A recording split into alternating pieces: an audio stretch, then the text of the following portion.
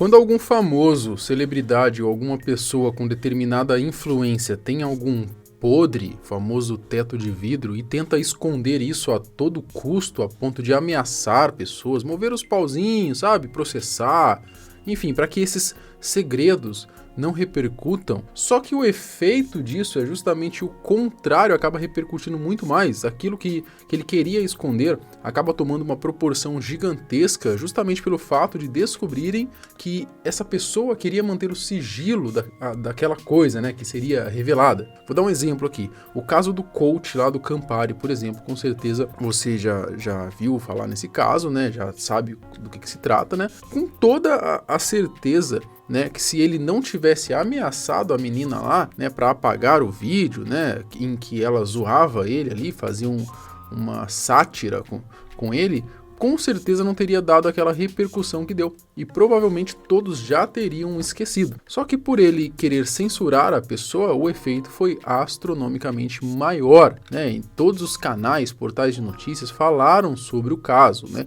E quem nunca teria o conhecimento sobre o que aconteceu, acabou tendo contato com tudo isso. Para casos assim, em que o tiro do censurador acaba saindo pela culatra, existe um nome. É um termo chamado de efeito Streisand. Pensando nisso, hoje a gente compilou alguns casos aqui em que aconteceu esse efeito Streisand. Eu sou o Marcelo Milos, fica comigo que depois da vinheta eu te conto.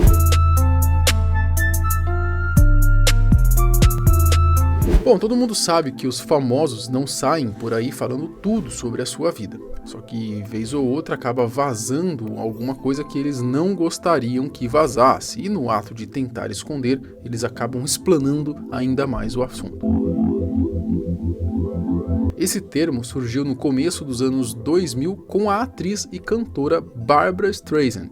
Em 2003, um fotógrafo chamado de Kenneth Edelman, ele tirou cerca de 12 mil fotos aéreas e colocou em um site, onde ele demonstrava a costa californiana. Porém, em uma dessas fotos estava a mansão da cantora Barbra Streisand, que não gostou nada dessa exposição de sua intimidade. Então, ela decidiu meter um processo no cara e o acusou de ter violado sua privacidade quando ele postou nas redes sociais, aí no site e tal, a foto da sua mansão. A Barbra Streisand, ela pediu cerca de 10 milhões de dólares. Olha só, pô, já é o oportunismo da...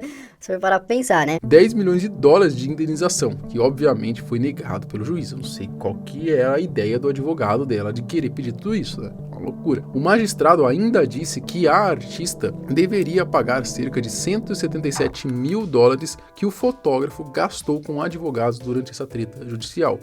E aqui de novo, né? Pô, que grana que esse cara gastou. Que grana que esse cara gastou pra se defender também, né? Pelo amor de Deus. Os documentos usados no processo mostravam que a foto tinha sido acessada somente 6 vezes enquanto estava rolando o processo. Só que depois que esse caso veio à tona na mídia, a imagem viralizou.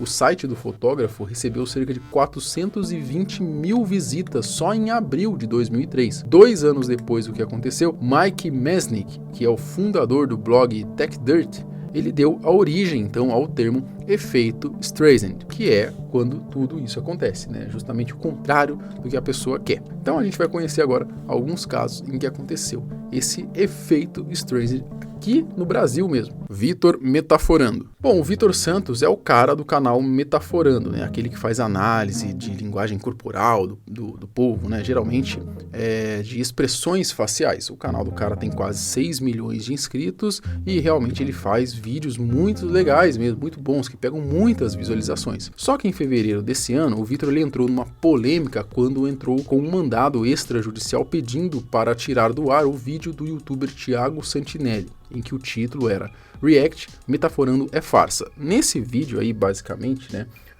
rola ali a grande questão se as análises de linguagem corporal seria uma pseudociência ou não, seria de fato, dá para bater o martelo com aquilo ou não, enfim. No vídeo ele reage sobre algumas vezes em que o Vitor apareceu em podcast, fala que ele usa pseudociência e mostra vídeos de uma época em que o Metaforando fazia stand-up. E até sobre uma história que ele contou lá, que acabou viralizando também, do cara que sabia o nome do cachorro dele e que poderia assaltar a casa dele. e aí ele acabou indo atrás do cara, enfim, um negócio bem louco, viralizou também esse trechinho. O assunto só veio à tona quando o Thiago explanou que o Vitor estava ali com um mandato ali, né, extrajudicial, uma ameaça, vamos dizer assim, né, ainda contou que no fim do documento o Vitor dizia para ele retirar o vídeo, né, no caso, e não falar para ninguém. Olha só, né, então se isso não é uma censura. Enfim, o Thiagão jogou a bomba no ventilador e não teve medo e mesmo assim explanou tudo, né, contou tudo isso daí. Ele acabou tirando o vídeo, né, a juíza impôs ao Google uma multa de até 60 mil caso não removesse conteúdo, porém o Thiago ainda fez piada com tudo, pelo que vi, né, teve um outro vídeo também sobre metaforando, enfim, ele foi meio que surfando nesse hype aí que foi criado. João de Senzi, que é o advogado de alguns influenciadores, ele falou que o caso é difícil e publicou no Twitter o seguinte: basicamente, o Metaforando alega uso de sua imagem de forma monetizada, uso indevido de imagem. De fato, não se pode utilizar a imagem de outra pessoa, mesmo que pública, e monetizar em cima. A única saída para isso seria o Thiago, no caso, comprovar que ele não monetizou o vídeo para afastar o uso indevido. Além de dizer que no vídeo do Thiago ainda teriam alguns xingamentos, né? Então também poderia entrar ali como dano à imagem, né? Então poderia entrar um outro processo além do uso indevido de imagem, como também danos morais, por exemplo. E sobre o lance de usar a imagem para monetizar, tem até uma galera que ironizou, né? Porque isso acaba meio que sendo uma hipocrisia por parte do Vitor, porque é exatamente o que ele faz nos vídeos dele. Ele utiliza a imagem de outras pessoas para poder gravar o conteúdo dele e monetizar em cima daquilo. O Vitor, como resposta, ele fez um textão, né, falou um monte de coisa. Se eu não me engano, ele também fez uma live ali de mais de 1 hora também. Eu nem não assisti, mas provavelmente explicando, né, tudo o que aconteceu. Disse que o processo era por meio que o Thiago ter ferido a imagem dele, né, ou por querer fazer isso.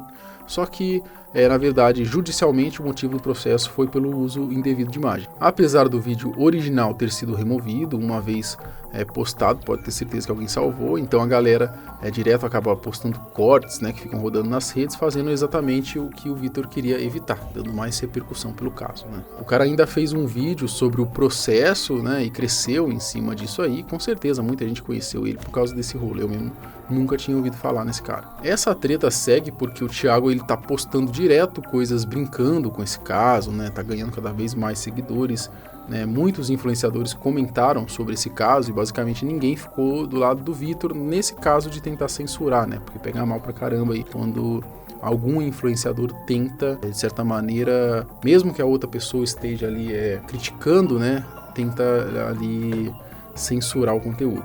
Ou seja, o efeito Streisand correu com sucesso nesse caso. Calvo da Campari. Bom, vamos então pro caso, né, do coach Thiago Schultz, né, que ele faz parte, né, da comunidade Red Pill, né, ele também sofreu o efeito Streisand. Aconteceu quando ele ameaçou a atriz Lívia Lagato por causa de um vídeo que ela fez zoando um episódio em que ele teria recusado a cerveja de uma mulher na balada porque ele estava tomando ali o seu Campari. Esse lance aí dele ter recusado a bebida deu uma certa viralizada, tá? A galera já estava falando sobre isso, né? Porém, eu acredito que não foi nem 10% do que a treta que aconteceu a partir disso. A Lívia decidiu fazer meio que uma sátira sobre o assunto, né? Um videozinho, uma espécie de ali imitando ali as falas do Thiago e tal. Só que o cara não gostou nada disso. Tudo acabou ganhando um palco ainda maior quando a atriz registrou um boletim de ocorrência contra o Thiago por ameaças, né? E expôs a frase que saiu em tudo quanto é jornal, né? Que ele tinha dito lá, processo ou bala. E aí já viu, né? Todo mundo aí começou a repercutir sobre o assunto, todos os lugares começaram a falar, né? Tanto sobre o caso da festa lá, né, da balada, né, do Campari e tal, quanto sobre a ameaça, e aí todo mundo, pessoas que nunca ouviriam falar sobre tanto o que ele disse, né, sobre recusar a cerveja, quanto sobre a ameaça, né, nunca iriam ouvir falar, acabaram tendo conhecimento. Ele ainda teria feito ligações, né, várias ligações no Instagram ali da atriz. A atriz pediu uma medida protetiva, né, foi concedida a medida cautelar, que meio que tem um efeito parecido com a protetiva, de acordo com o advogado da Lívia. O coach tem que ficar no mínimo 300 metros da moça, né, sem tentar procurar ela, falar com ela por nenhum meio. E além dela, também mais 2 mulheres afirmaram também que foram ameaçadas por ele, né. Uma delas é a cantora Bruna Volpe, que também recebeu a medida. Ele fez um vídeo explicando, disse que o sentido do termo bala não era, né, no sentido de meter bala nela com um revólver, nada disso. Ele tinha dito que era no sentido de mete marcha, né, soca o pau, vambora, sabe? Tipo assim, vamos pra cima, sabe? Nesse sentido aí, de acordo com ele. Bom, até a Campari, né, se pronunciou também sobre esse caso, descascando o coach, né, falando que, dando aqueles discursos padrões ali, politicamente corretos, falando que não apoiava esse tipo de atitude dele, enfim, né, a Campari aproveitou também para se aparecer um pouquinho. No final das contas, em todos esses casos, percebe-se que quem saiu ganhando foram os atacados e que os conhecidos aí, se eles só tivessem ficado quietos, nada dessa exposição exacerbada teria acontecido, ou seja, o efeito Streisand. Daniela Ciccarelli na praia. Bom, um outro exemplo, esse é um clássico, né? Um clássico dos dinossauros da internet aí, quem lembra deu uma certa viralizada na época, né? Esse exemplo, no caso, foi uma filmagem feita por um paparazzo da modelo Daniela Ciccarelli. Ela estava fazendo sexo com seu namorado em uma praia na Espanha, né? Esse vídeo, ele foi filmado ali de vários ângulos, de longe, ela estava meio que no meio do mar ali, e aí foi postado no YouTube, né, e imediatamente acabou se tornando viral, porém, de novo, igual o viral lá do coach, não tinha tido uma proporção gigantesca como teve depois que ela tentou entrar, ela entrou com uma liminar, né, que culminou no bloqueio do vídeo do YouTube, né, e de vários sites da internet. Então isso acabou fazendo com que pelo menos até quem não viu o vídeo tivesse conhecimento de que isso tinha acontecido. Então o tiro acabou saindo pela culatra também, né? Essa tentativa de esconder mostrou-se ineficaz e fez com que milhares de pessoas que não sabiam do caso tivessem a curiosidade de buscar, né, esse vídeo dela pela internet. E aí eu tenho certeza que você, jovem dinâmico, sem vergonha, safado, provavelmente vai procurar também, né? É claro! Enfim, esses foram alguns efeitos Streisand que aconteceram, né? Tem muito mais, né? Eu trouxe 2 recentes, um mais antigo, mas eu acredito que dá pra gente fazer uma lista bem maior, né? Outras listas. Então, se vocês gostaram, deixa aqui o seu like, né? Comenta aqui parte 2, né? Pra engajar aqui no vídeo. Se esse vídeo for bem, a gente traz mais a parte 2 dos efeitos Streisand que aconteceram aí pelo Brasil e pelo mundo também, não é? Bom, se quiser me seguir no Instagram, é @omarcelomilos. A gente se vê no próximo vídeo. Tchau!